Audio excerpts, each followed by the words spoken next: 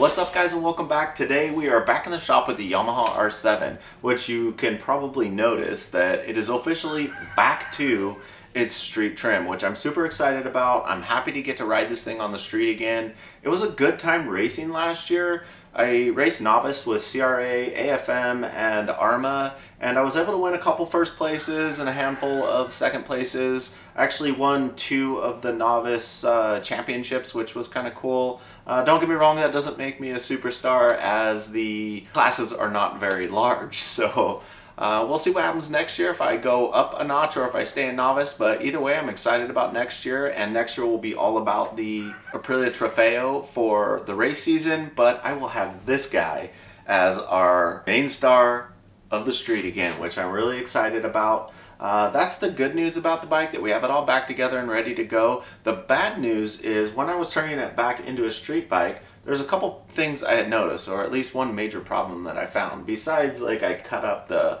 rear fender so I couldn't get it back on. I'm gonna have to buy a new one of those. But other than that, the worst thing that's happened so far is these.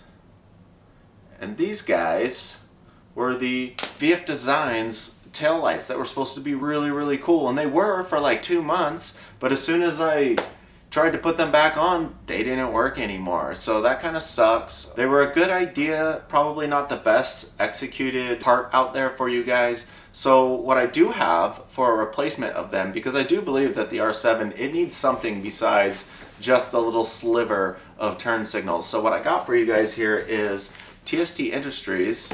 I know, a lot of stuff comes from TST Industries on my channel because they're freaking fantastic. They make absolutely amazing components. And we're gonna have these 2 awesome left and right turn signals within the rear tail. So I'm really excited to see how these things are gonna work out. I do have the little modulator as well to install on there so that we can manipulate the lights, which I think is pretty rad. But TST Industries makes an amazing video on how to install these things. So what I'm gonna do for you guys is quickly get this thing installed, show you guys what these things look like, and then I'll take you guys out for a ride. I will show you guys what they look like. I'll try and get some low light footage so you could really see how cool these things are gonna look. These guys, those things look so good. We need to get these things out for a ride. Hell yeah. There's our turn signal, there's our left. Look at that, beautiful modulation. Guys, that looks so freaking good. By VF Designs. Hello. Beautiful lights. Man, those look so good, guys. They're so flush in there. And honestly, from the sides, you can actually see it. So it's a legit turn signal, guys. This is probably the safest I've seen any turn signal for any of the Yamaha R series, because they all have these amazing looking tails, and now the tail looks even better. Job complete. Let's go ride. If you notice during the installation, the things, they just fit so flawlessly where they're supposed to be.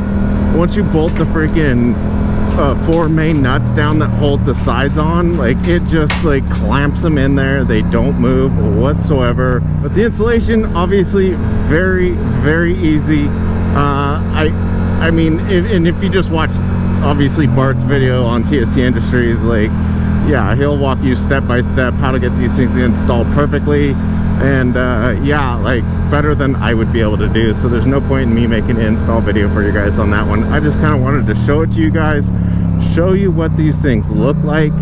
The signals look freaking amazing. They're very well engineered.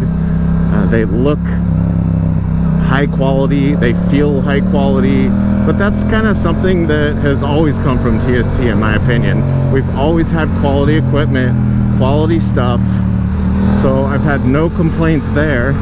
I am, like, super sorry about the whole VF Design stuff. Like, I was so excited about, like, having those kind of lights on the bike, and yeah, they were really cool for like a few months until I took them off the motorcycle. Like, it's not like I like peeled them off.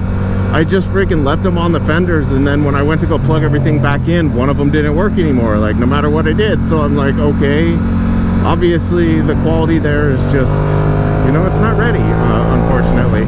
When you're spending like $150+ on a set of lights, like, you would hope they'd last longer than, you know, 2 months. But you know, I kind of felt bad, like, when I first installed them. A lot of you guys like were hitting me up about, did yours die? How long did they last? And I'm like thinking to myself, like, what?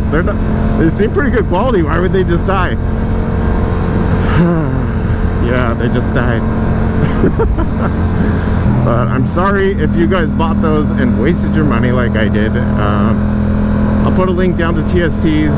Much better deal, much better piece of equipment, considerably higher quality piece of equipment, obviously.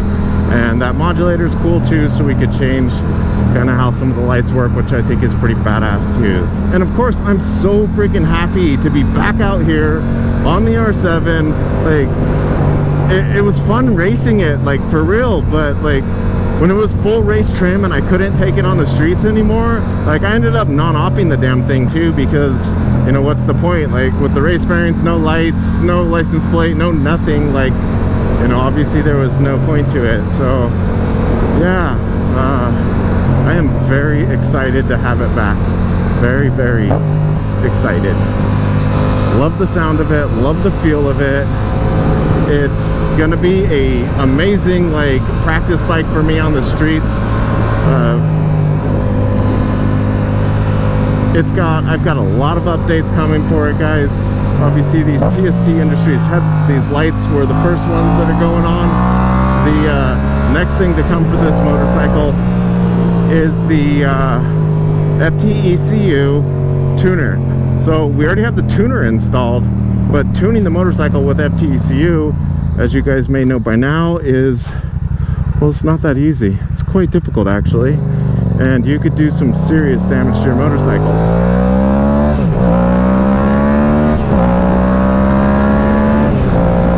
So what I ended up doing is buying the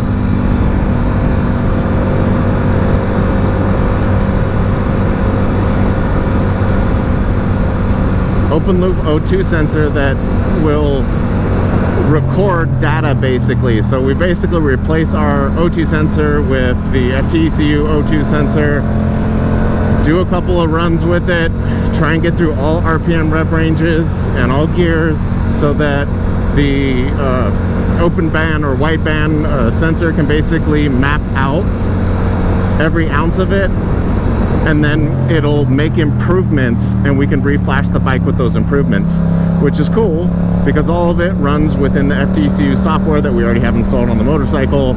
And then from my understanding, after we do that about 3 times, we will have a solid tune on the motorcycle. So pretty exciting, can't wait for that, looking forward to it. That'll be an upcoming video for the motorcycle.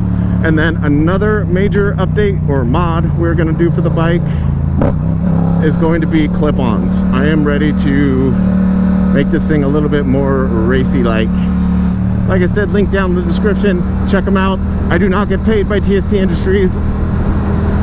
This is just my personal opinion of the product and the products that they provide. So thanks again for hanging out, and I'll see you next week. Bye!